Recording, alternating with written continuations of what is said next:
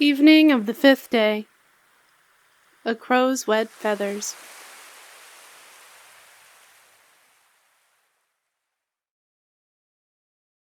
Part 2.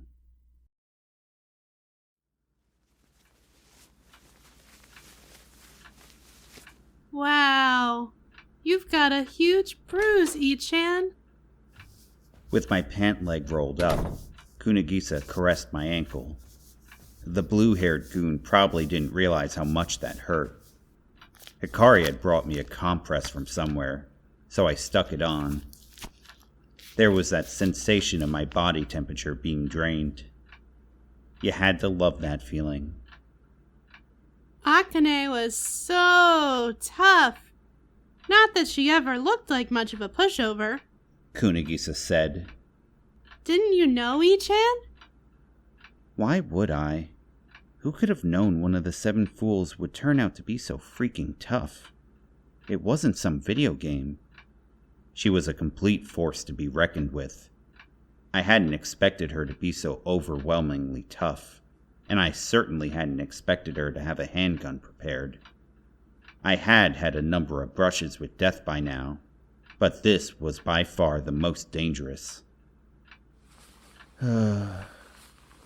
If Teriko hadn't come to my rescue, things would have gotten really bad. You have to be careful. That body doesn't belong to you alone. Don't know about that. Since the showdown, we had entered a phase of treating the wounded, dictated by common sense as the primary concern. At the time, I hadn't thought anything of it, but after a while, the damage from that initial leg sweep became much more apparent, so I was now undergoing treatment in Kunagisa's room. You hit your back as well, didn't you? Did it hurt? Asked Hikari. Please take care. Akane was in the karate club in high school, you know. I think I've heard that before. She even participated in the national tournament. Man, tell me that stuff. Yes, but apparently she only won 5 matches. You only need 5 matches to win the national tournament. As for Akane's wounds, first there was her broken right arm. Then there was that first kick, which had apparently broken 4 ribs. Even in that early phase of the showdown, she had suffered a major wound, yet she was still able to hold her own like that. It was no small feat. Akari and Teriko were attending to her. As for Teriko, she had bled a little from Akane's nails digging into her throat, but had suffered no more notable wounds. At the time of that gunshot, I assumed that the bullet had hit her square in the back, but in fact it hadn't hit her at all. I thought she'd fallen into my arms from the force of being shot, but it was actually the result of her dodging the bullet. Apparently, she had reacted to the sound of the gun being cocked. What was she? One of Charlie's angels? Not to mention that, afterward, she was playing dead. Actually, that's not quite right, Hikari said, in defense of her sister. I'm sure she was shielding you. Shielding? Indeed.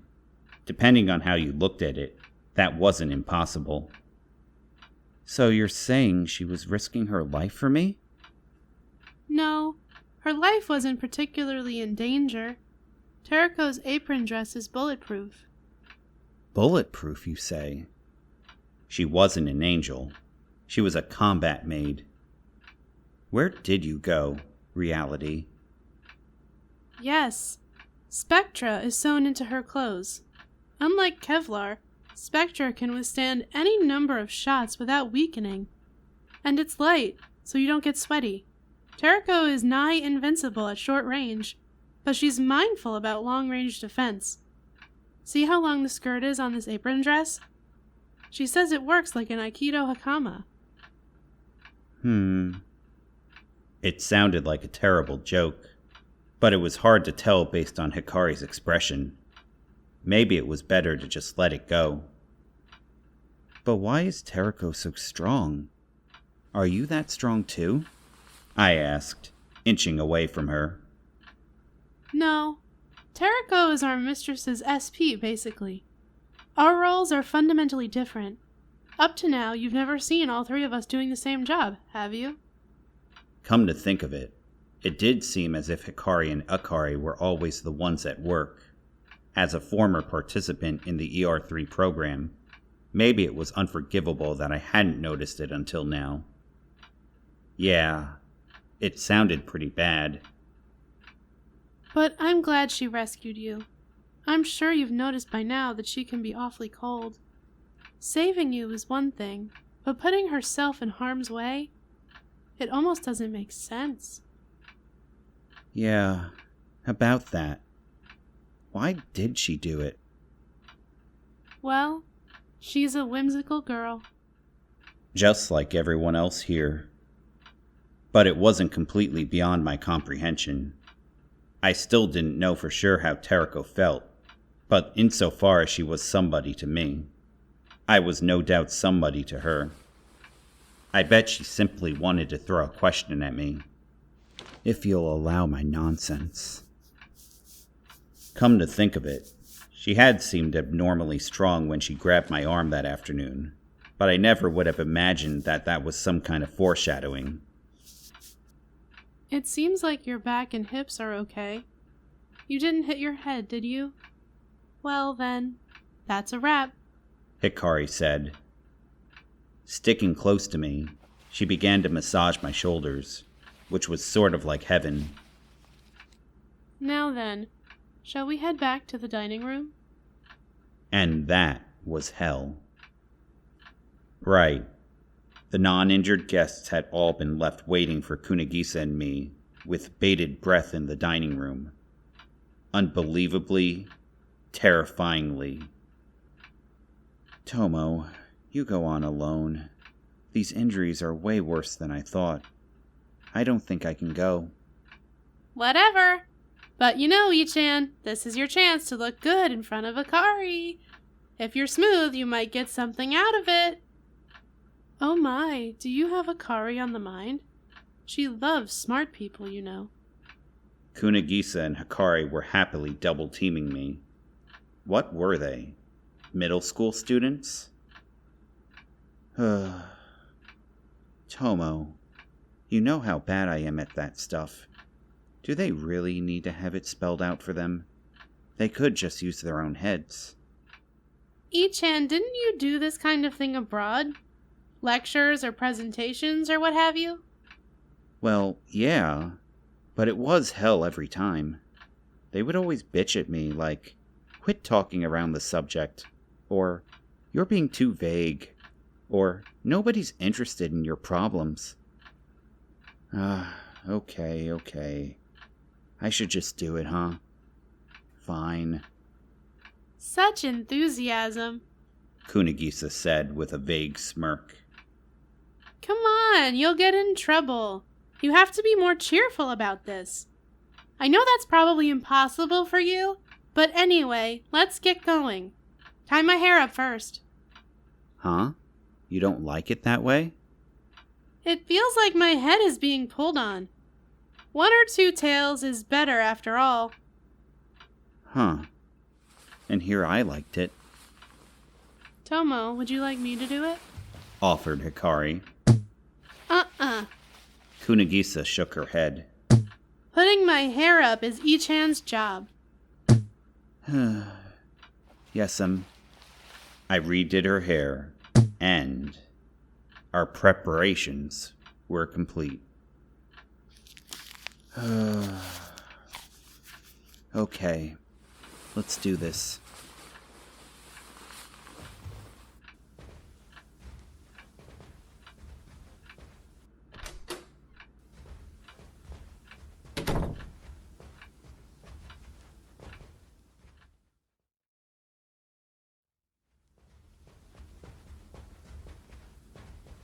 Slowly, the gates of hell opened.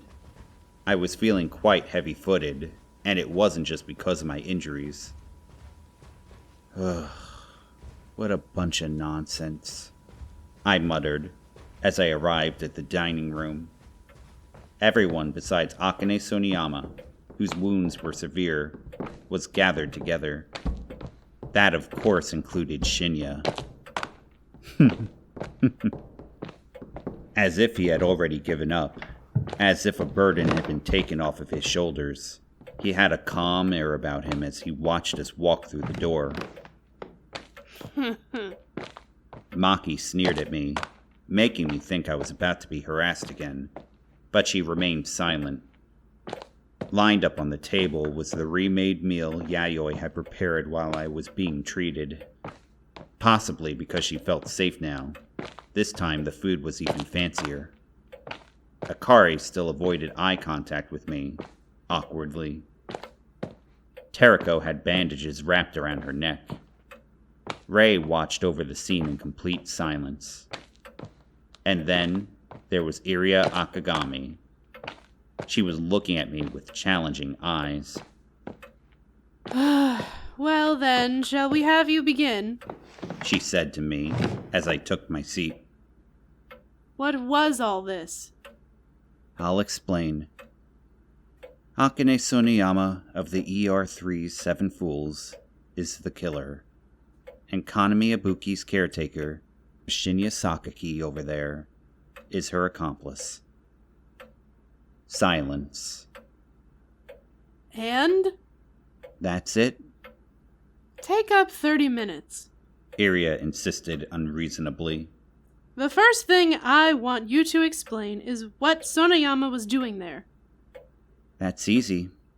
Yayoi flew out of the dining room, right? Since she was about to be the next person to be somewhere by herself, Akane saw it as an opportunity to kill her, and waited in Yayoi's room. The idea had been to have Akane's plan backfire, but instead, things had backfired on me, and Teriko had saved me. And ultimately, I had to rely on Akane's kindness. That hatchet she had brandished at me, surely it had beheaded before. I'm very grateful to Teriko. No, I don't mean that.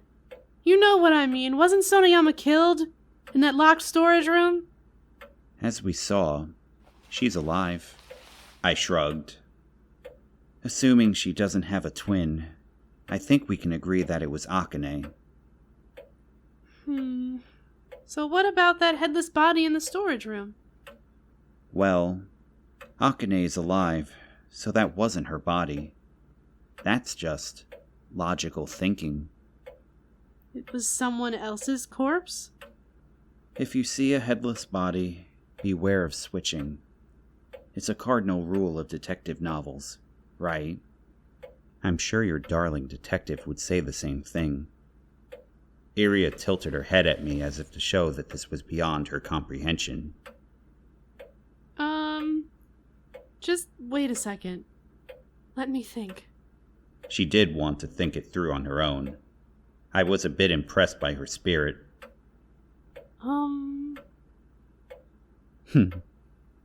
Well, in the meantime, may I? Shinya raised his hand. I've got a question for you. I don't mind. I nodded. I thought for sure he'd asked when I'd realized the truth of the case, or how I figured out the killer, but Shinya's query was totally unexpected. Is that wound on your foot okay?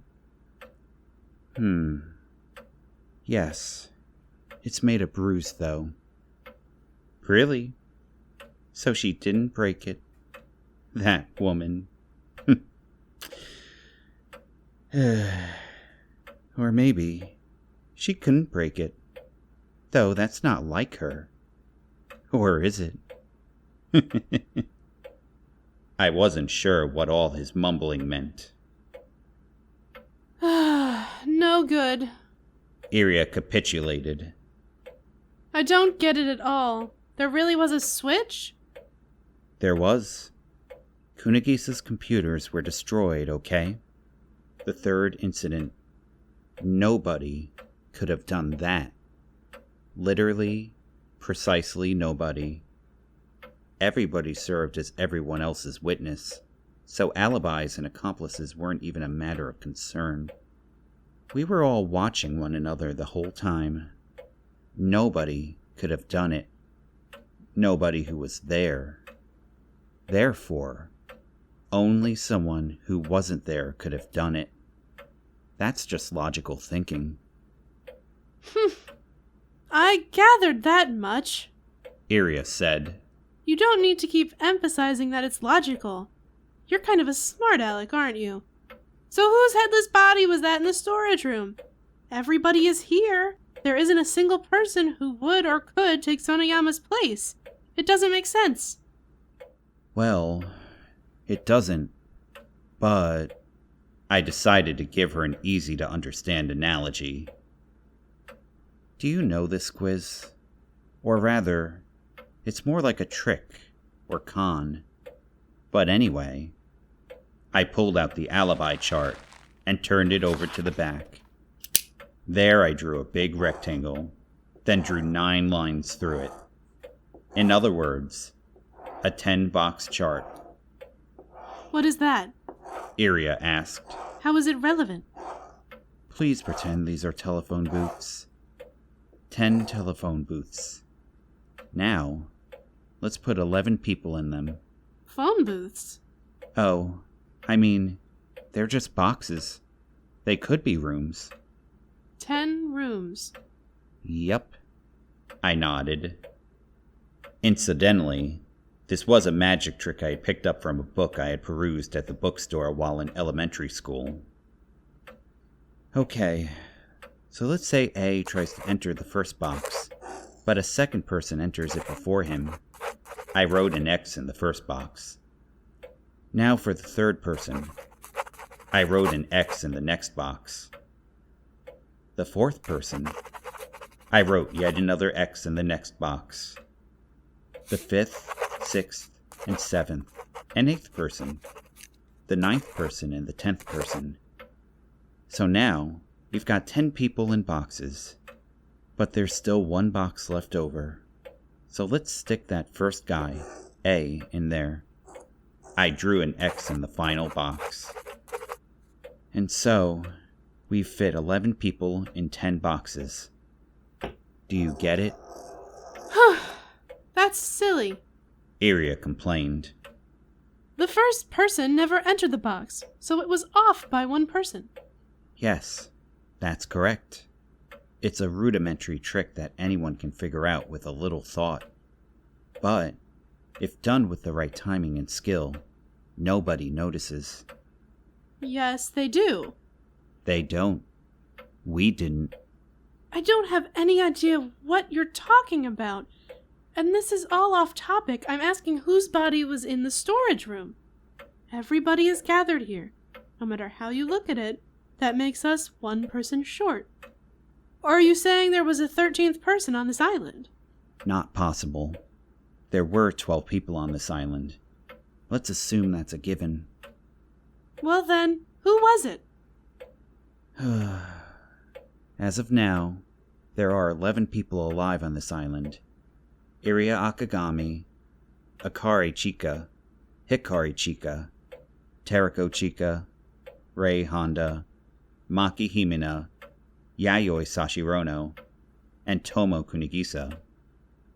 Then there's Shinya Sakaki and Akane Soniyama. Then, finally, there's me. So the answer should be clear. I allowed a brief pause. It was Kanami Ibuki.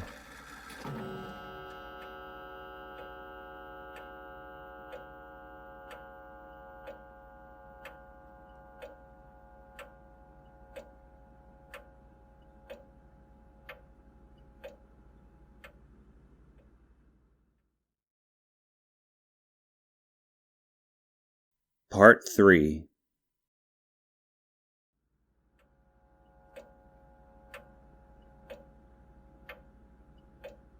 With the corpse wrapped in a sleeping bag, it didn't get dirty even when we buried it. After we left the burial site, Shinya dug Kanami's body back up Then, with body in tow, he headed for the storage room window. From outside, I mean. He knocked on the window, and Akane opened it from the inside. In went the body, and they made the switch. It's as simple as that. Taking a look over the group to see their reaction, especially Shinya's, I continued.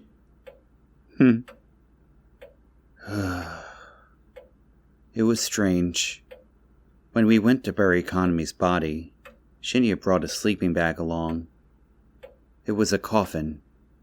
But hold the phone there a second. Why would he have a sleeping bag?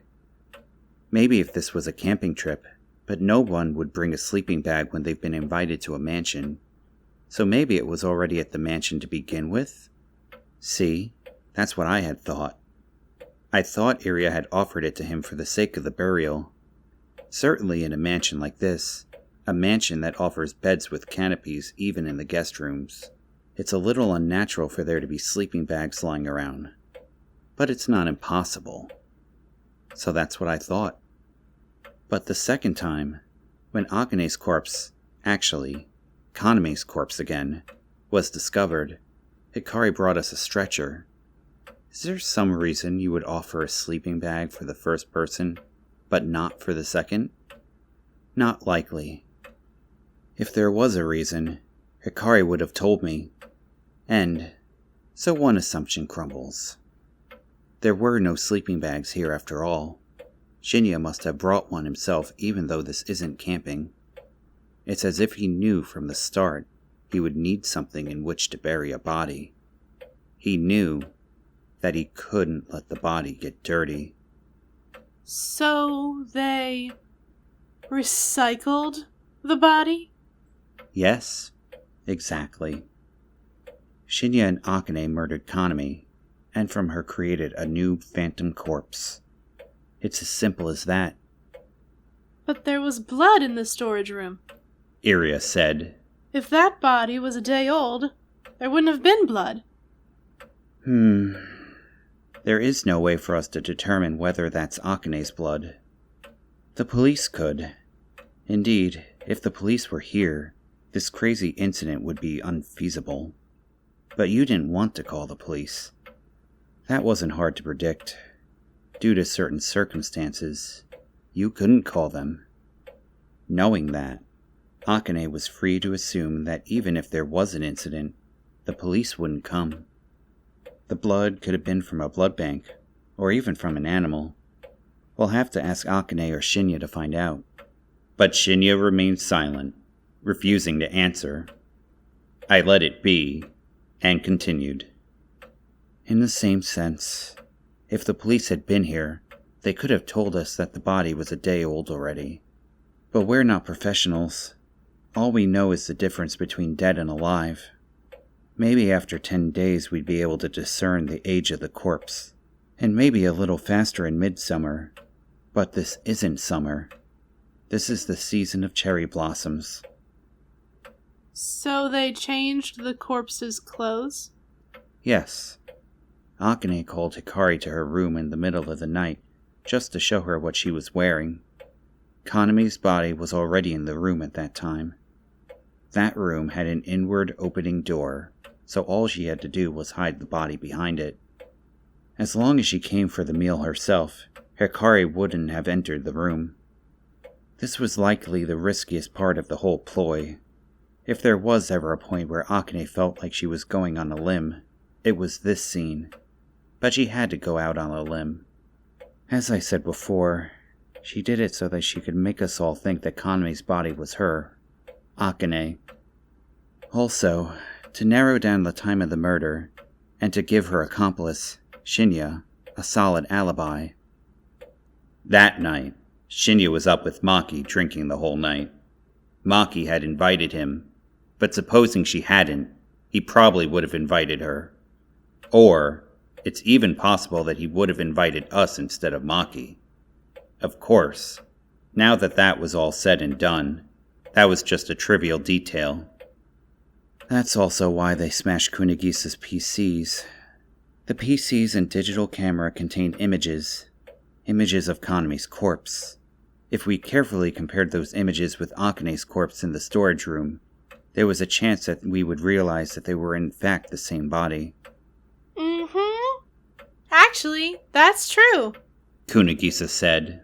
Something had been bothering me. The hand, or the fingers, you know? It's not like Kanami and Akane could have the same fingerprints.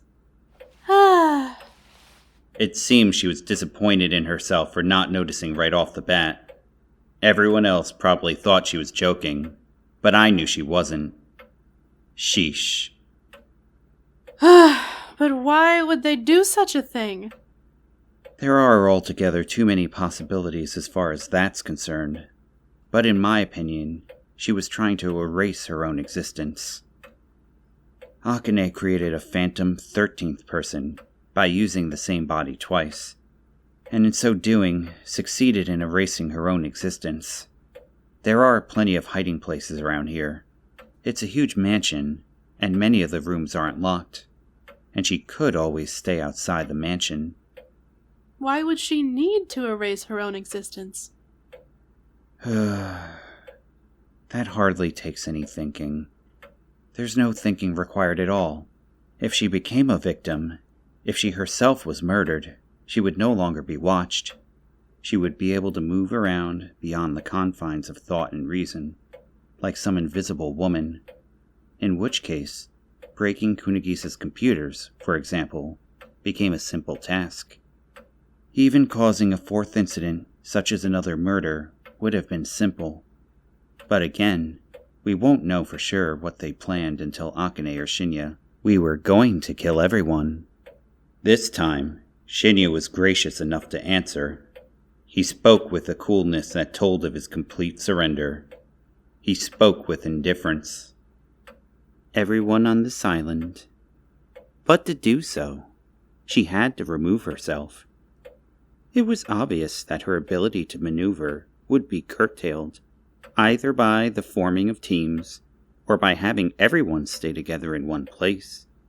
She had to remove herself from the circle. And once she was on the outside, she would just start picking people off one at a time, starting with the easiest prey.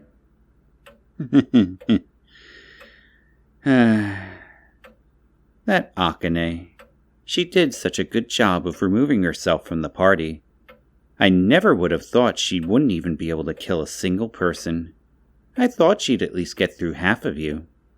Would you like to explain the rest, Shinya? No.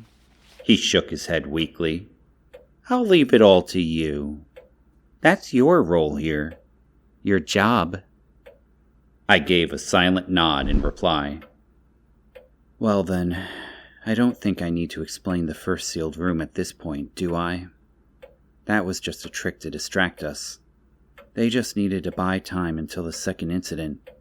It might not have been specifically planned to go down that way, but rather just a coincidental product of the law of great numbers.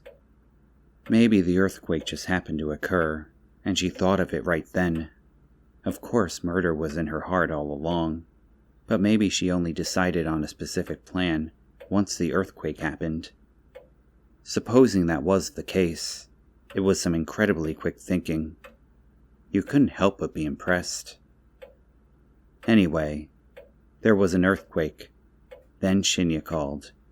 However, it wasn't Kanami on the other end, but Akane. Then, Akane killed Kanami.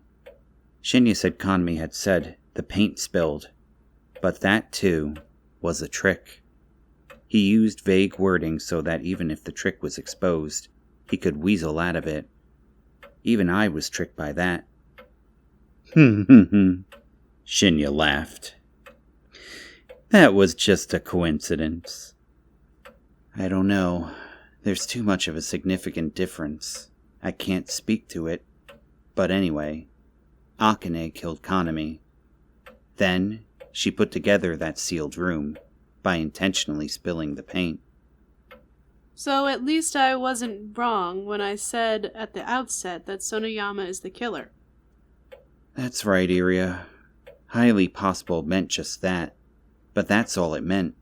Because Akane had created that sealed room we couldn't say for certain. Of course, that was the whole point of the sealed room, to put herself under a perfect level of suspicion, to be doubted, but not ascertained, as the culprit. She created a sealed room. Then she was imprisoned in the storage room. Granted, I was the only one who had suggested it, but even if I hadn't said anything, Shinya surely would have. There were only so many rooms with locking doors, so it would have been easy for them to guess where she would be held, and there had already been plenty of time for them to get to know the mansion. Of course, we could only speculate, but if Shinya didn't feel like talking, we couldn't arrive at the true answer. On that note, it seemed to me that Akane's big tiff with Kaname was also done to intentionally show their sour relationship. Akane wanted to put herself in that risky position for later on. I didn't know whether the fact that Akane was the only one without an alibi, well, actually Rei too, was pure luck, or whether she had figured out a whole strategy. But this point, at least, had to be just a coincidence. That's what I believe. At that point, she switched with Ibuki's body? Iria said.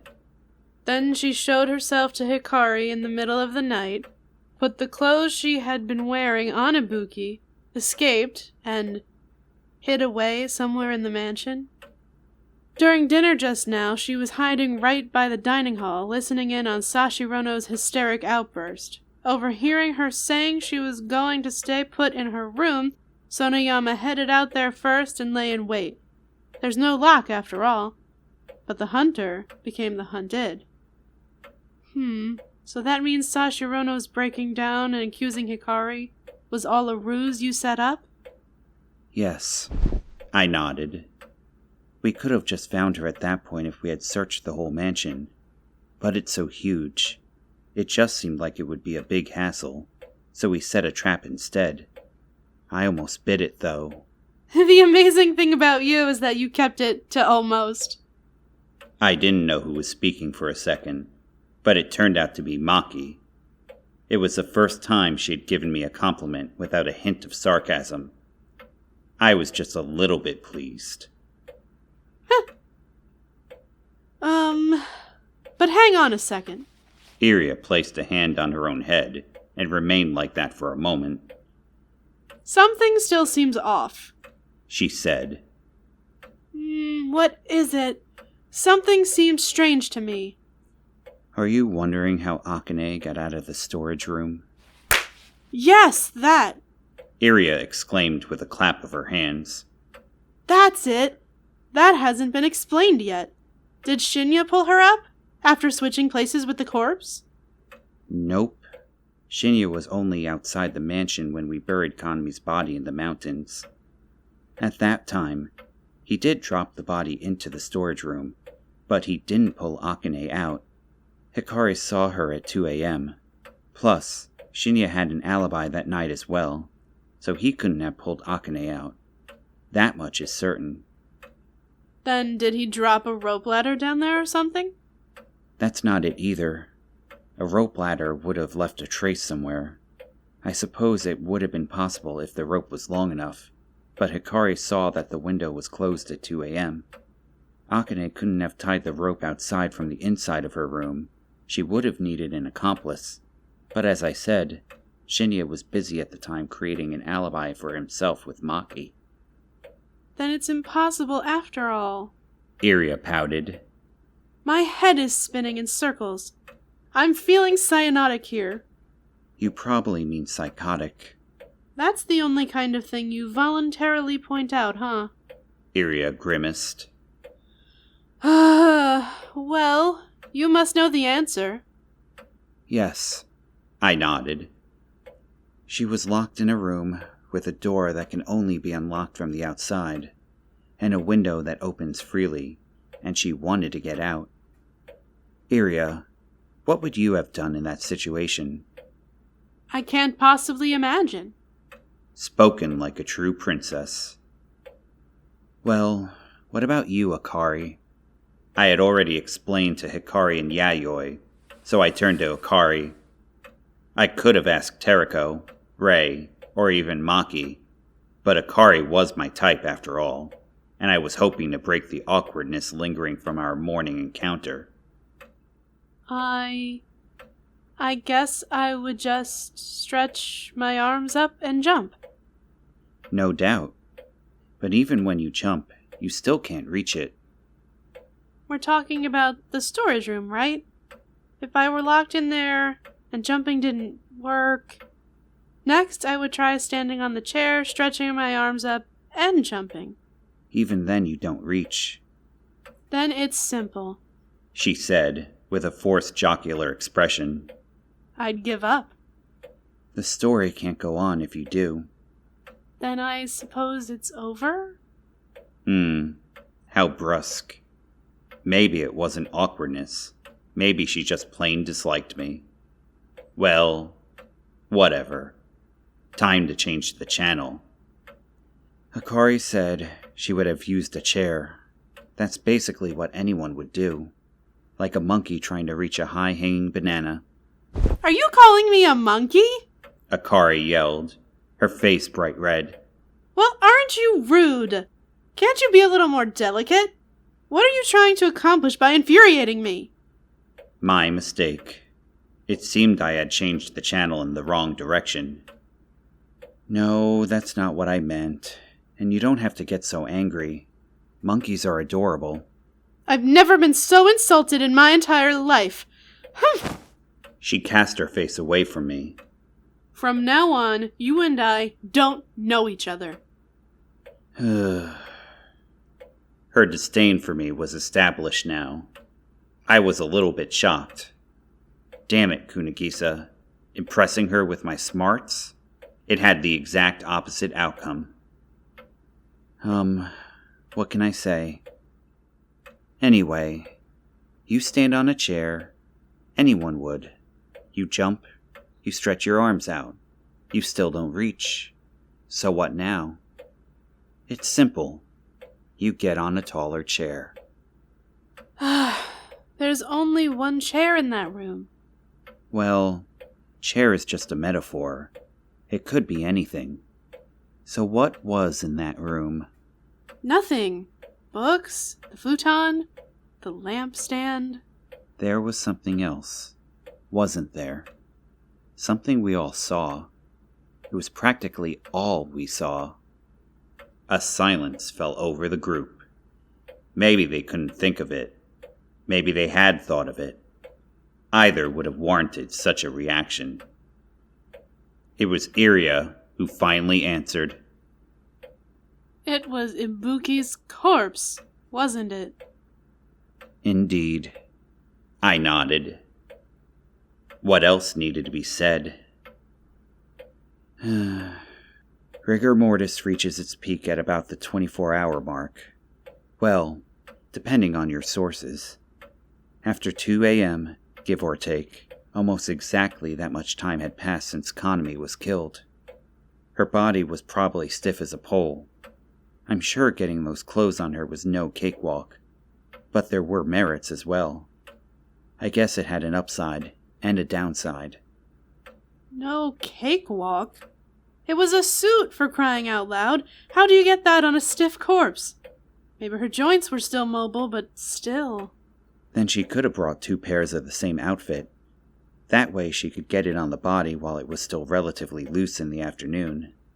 Maybe Kanami's removed dress was hiding behind the door, too. I continued without pausing. I arrived at this train of thought based on the motive for cutting off the head. That was, of course, so that Kanami's body could play the role of 2 people. Her face was a hindrance, but I believe there is one more reason. I doubt anyone has ever cut off a person's head for this reason. Yup. To flatten her shoulders. You mean because if she hadn't done that, if the shoulders weren't flat, it wouldn't serve as a stepping stool? Because it wouldn't be stable? Hikari asked feebly, as if stricken with fear, or else hoping for some other answer.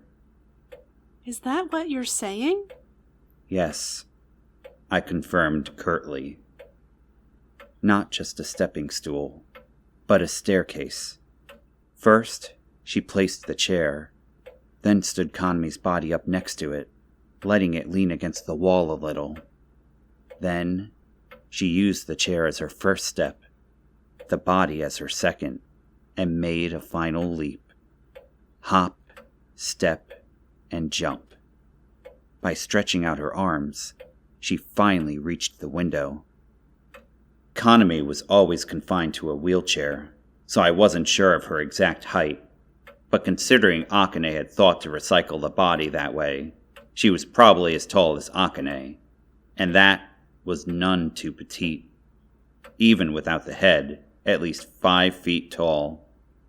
If you added Akane's own height, that was about 10 feet. Plus, she was extending her arms. Plus, she jumped. As long as her hands made it to the window, all she had to do was pull herself up. The impact from the jump probably caused Kanmi's body to topple over, but that was all the better. It would be hard for anyone to tell the body had been used as a stepping stone, and that's exactly why the head had been lopped off from the very base of the neck. It couldn't have been that easy. I mean, that's... She didn't have to succeed right away. In fact, she could have tried any number of times. It's not the type of thing you can do in 1 or 2 tries, but eventually she succeeded and knocked Kanmi's body down in the process. Ideally, you could also close the window, but you can only do that from the inside, so she probably just gave up on it. When we went and examined Akane's, by which I mean Kanmi's body, the next day, the peak of rigor mortis had already passed, and the body had become somewhat loose again. Of course, I'm no specialist, so I can't really say for certain. Ugh. That's... Akari was turning pale. It was the same broken-down Akari I had encountered in the morning. Infuriated, or deep in despair. That's terrible. It's too terrible. It's unforgivable to kill a person and cut her head off on top of that. Then to dig up her buried corpse and disguise it as someone else on top of that? That's already unspeakably foul. But using the body as a chair, as a staircase, as a stepping stool, that can't ever be forgiven. It's difficult to sit on a living person.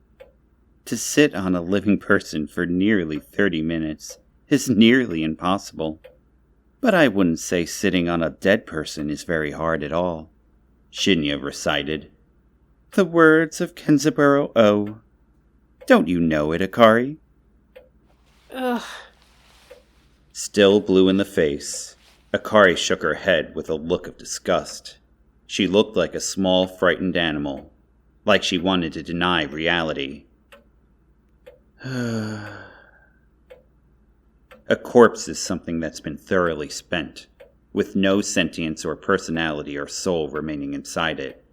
Just as it no longer has a will or dignity, it is nothing more than a thing, and the owner utters no complaint as to what might become of it, and even supposing he or she wanted to, wasn't in a place to do so. There was a headless body. She recycled it as her own body. There was a headless body. She used it as a staircase. So what if she did? When you die, that's the end. Not that anything begins because you're alive. As simple as that. Nothing more to it. Everybody has a different idea about it, and that's their right, which also means you can't complain about what others believe.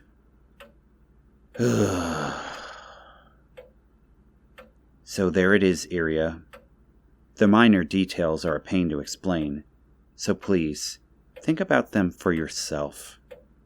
I'm sure everything else can be explained away.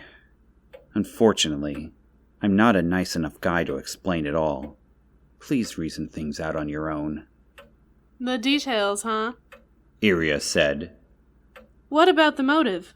I don't think you can write that off as trivial or minor. You'll have to ask them directly.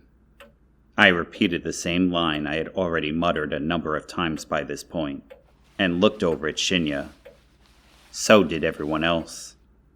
With a resigned look, he prepared to give an answer. We... You don't have to answer, Shinya. I looked back. Standing in the entrance to the dining room was Akane. She was supposed to be resting in the bedroom. How long had she been here? How much of my nonsense had she heard? Her arm was in a brace, but she still wore a fearless expression as she looked down, almost contemptuously, upon the human beings seated at the round table. Akane. ER3 System, 7 Fools. Akane Soniyama. Akane, who had claimed that she would never complain no matter when, where, how, why, or by whom she was killed. But did that just mean that she granted herself the right to kill no matter when, where, how, why, or whom? Motive? Motive, you say? How lame. What a meaningless and pedestrian thing that is in a world this big.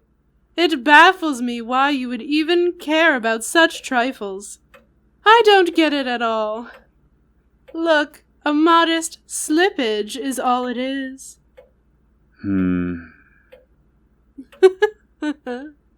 Akane gave a sardonic smile as she continued. I just thought I might eat the brains of all of you.